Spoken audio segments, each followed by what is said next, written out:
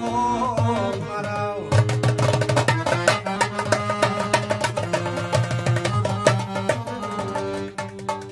زندگی دارد هزاران سیر اسرار بخت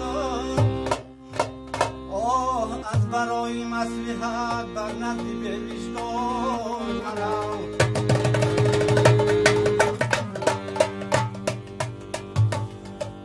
آهو چی کنم شکاری آهو چی کنم سر در بغلی طبیب دارو چی کنم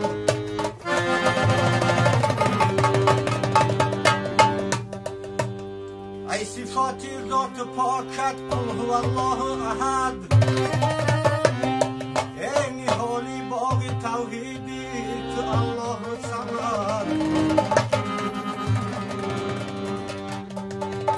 لم یلد باغت ولم یولد ولا شاخت بر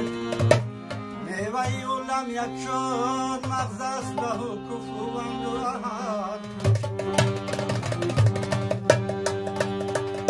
شب پیشی خدا بگریستم و دار مسلمانان چرا دورند و خارند ندامت نمیدانی